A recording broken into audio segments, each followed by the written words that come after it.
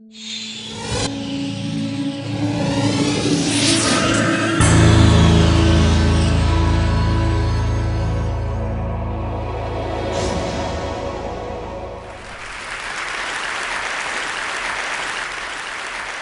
called the Danish twin study established that only about 10% of how long the average person lives within certain biological limits is dictated by our genes.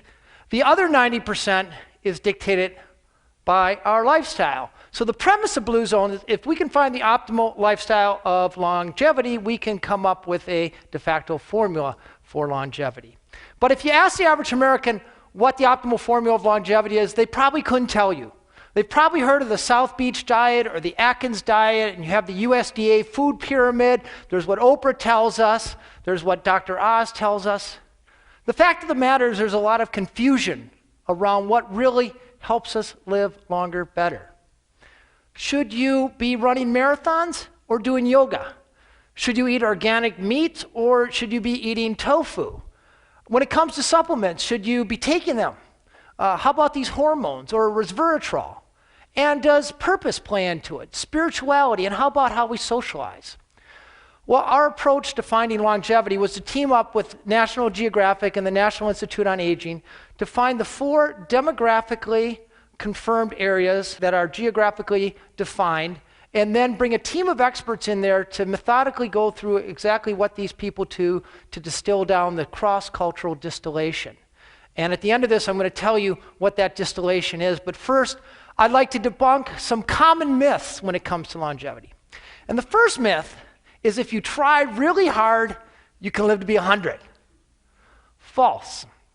The problem is only about 1 out of 5,000 people in America live to be 100. Your chances are very low. Even though it's the fastest growing demographic in America, it's hard to reach 100. The problem is that we are not programmed for longevity. We are programmed for something called procreative success. I love that word. It reminds me of my college days. Biologists term procreative success to mean the age where you have children and then another generation, the age when your children have children. After that, the effect of evolution completely dissipates.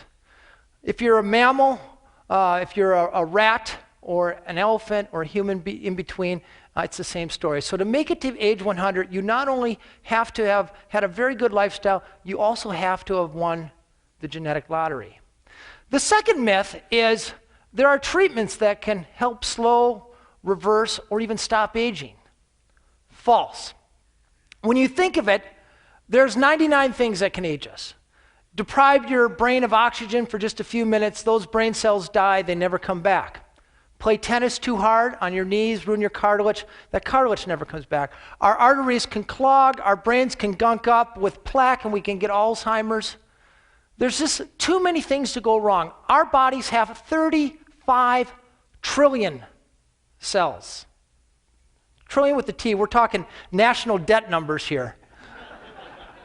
Those cells turn themselves over once every 8 years, and every time they turn themselves over, there's some damage. And that damage builds up, and it builds up exponentially. It's a little bit like the days when we all had Beatles albums or Eagles albums, and we'd make a copy of that on a cassette tape and then let our friends copy that cassette tape. And pretty soon, with successive generations, that tape sounds like garbage. Well, the same things happen to our cells. That's why a 65-year-old person is aging at a rate of about 125 times faster than a 12-year-old person. So if there's nothing you can do to slow your aging or stop your aging, what am I doing here? Well, the fact of the matter is the best science tells us that the capacity of the human body, my body, your body, is about 90 years, a little bit more for women. But life expectancy in this country is only 78. So somewhere along the line, we're leaving about 12 good years on the table. These are years that we could get, and research shows that they would be years largely free of chronic disease, heart disease, cancer, and diabetes.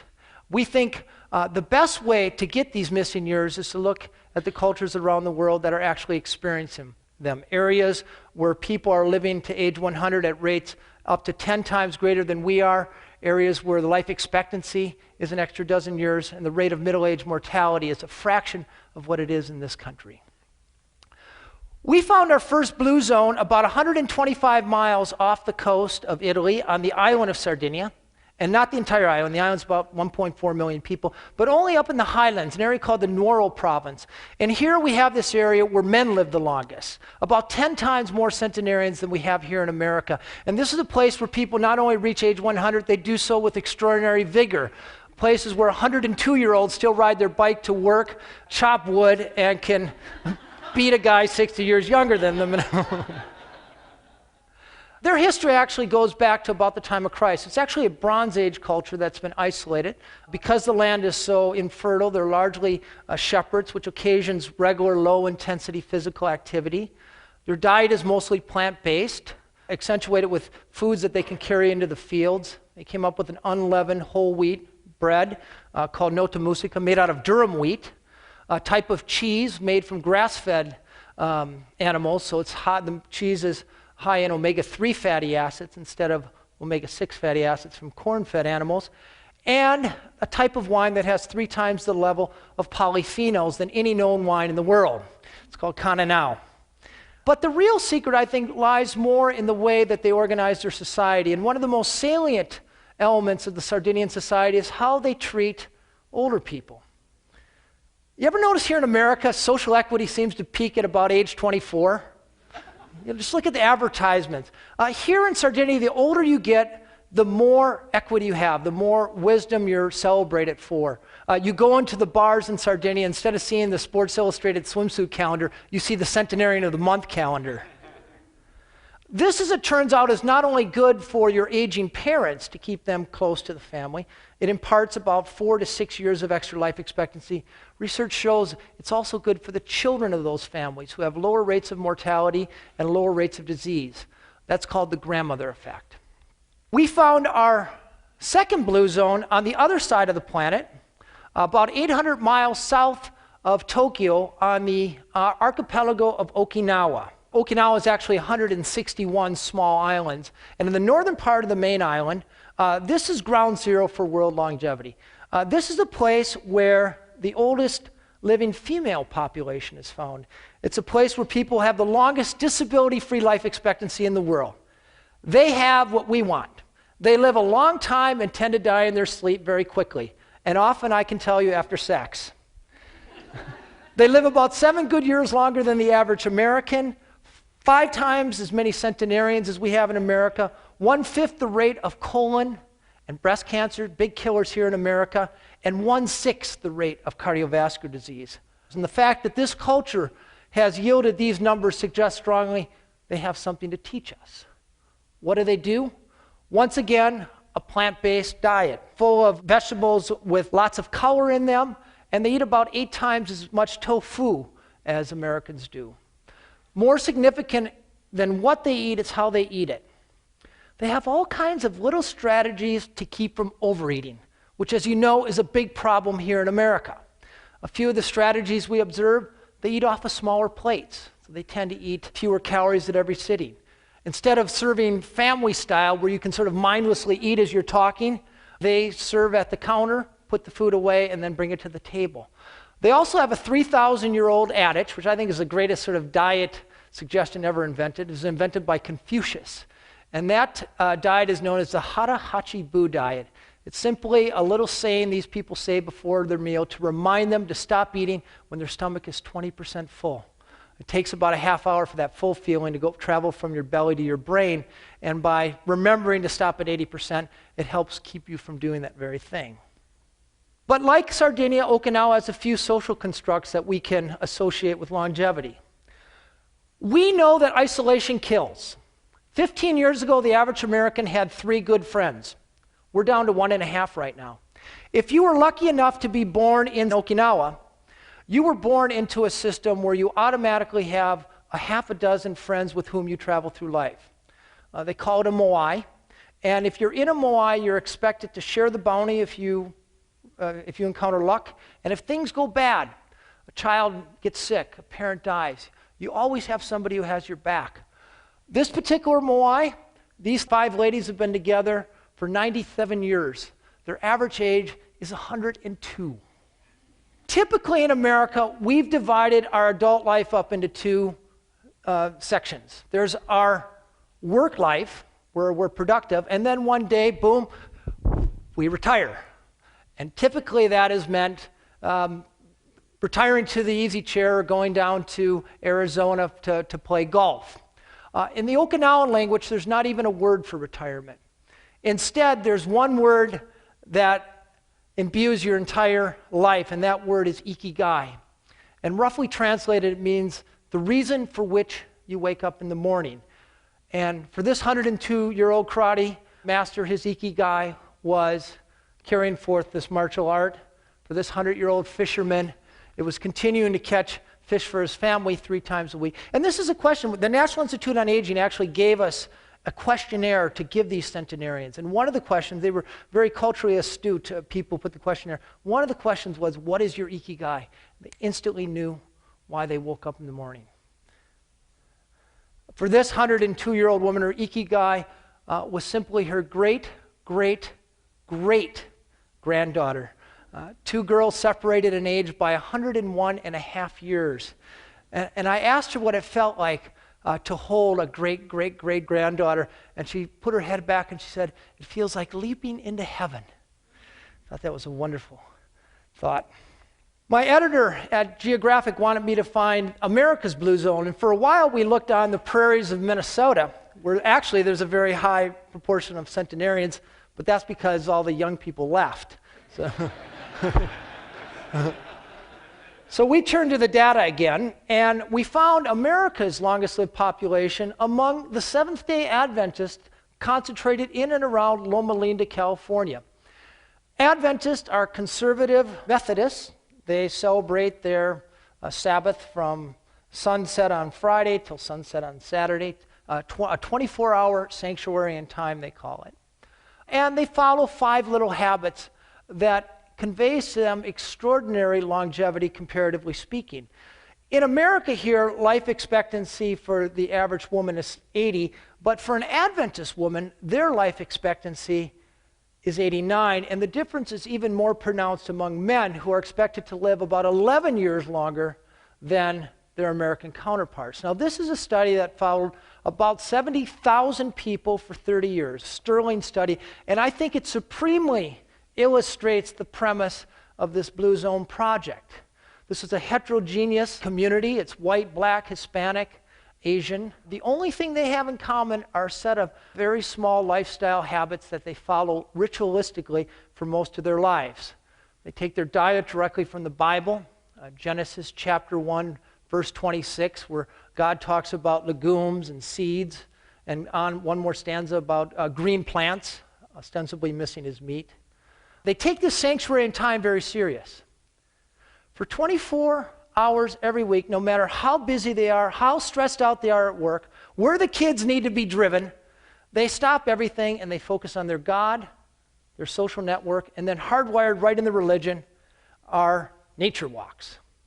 And the power of this is not that it's done occasionally. The power is it's done every week for a lifetime. None of it's hard. None of it costs money. Adventists also tend to hang out with other Adventists. So if you go to an Adventist party, you don't see people swilling Jim Beam or rolling a joint. Instead, they're talking about their next nature walk, exchanging recipes, and yes, they pray. But they influence each other in profound and measurable ways. This is a culture that has yielded Ellsworth Wareham. Ellsworth Wareham is 97 years old. He's a multimillionaire. Yet when a contractor wanted $6,000 to build a privacy fence, he said, for that kind of money, I'll do it myself. So for the next 3 days, he was out shoveling cement and hauling poles around. And predictably, perhaps, on the 4th day, he ended up in the operating room. But not as the guy on the table, the guy doing open heart surgery. At 97, he still does 20 open heart surgeries every month. Ed Rawlings, 103 years old now, an active cowboy, starts his morning with the swim, and on the weekends he likes to put on the boards, throw up rooster tails. And then Marge Deton. Marge is 104. Her grandson actually lives in the Twin Cities here. She starts her day with lifting weights. She rides her bicycle. And then she gets in a root beer-colored 1994 Cadillac Seville and tears down the San Bernardino Freeway, where she still volunteers for 7 different organizations. I've been on 19 hardcore expeditions. I'm probably the only person you'll ever meet who rode his bicycle across the Sahara Desert without sunscreen. But I'll tell you, there was no adventure more harrowing than riding shotgun with Marge Deton. A stranger is a friend I haven't met yet, she would say to me.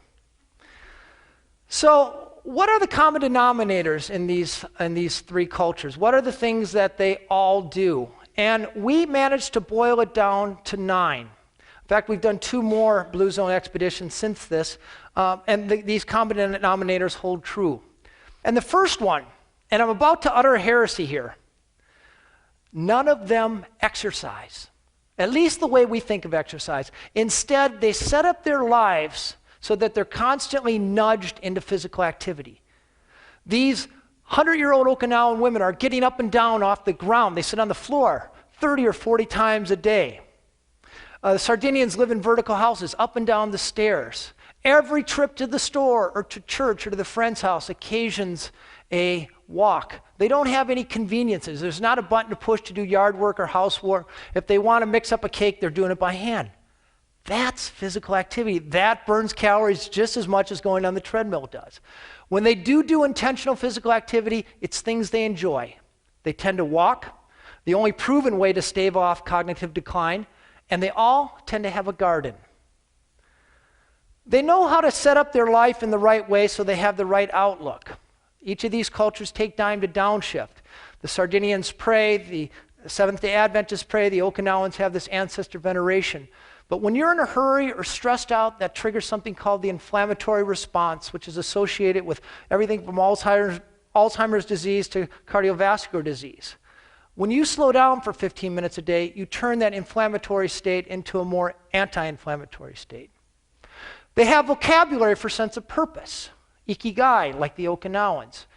You know, the 2 most dangerous years in your life are the year you're born because of infant mortality and the year you retire. These people know their sense of purpose and they activate it in their life. That's worth about 7 years of extra life expectancy. There's no longevity diet. Instead, these people drink a little bit every day, not a hard sell to the American population. They tend to eat a plant-based diet. Doesn't mean they don't eat meat, but lots of beans and nuts. And they have strategies to keep from overeating, little things that nudge them away from the table at the right time. And then the foundation of all this is how they connect. They put their families first, take care of their children and their aging parents. They all tend to belong to a faith-based community, which is worth between 4 and 14 extra years of life expectancy if you do it 4 times a month. And the biggest thing here is they also belong to the right tribe. They were either born into or they proactively surrounded themselves with the right people. We know from the Framingham studies that if your 3 best friends are obese, there's a 50% better chance that you'll be overweight. So if you hang out with unhealthy people, that's going to have a measurable impact over time. Instead, if your friend's idea of recreation is physical activity, bowling or playing hockey or biking or gardening, if your friends drink a little but not too much, and they eat right, and they're engaged, and they're trusting and trustworthy, that is going to have the biggest impact over time. Diets don't work. No diet in the history of the world has ever worked for more than 2% of the population. Exercise programs usually start in January. They're usually done by October. When it comes to longevity, there is no short-term fix in a pill or anything else. But when you think about it, your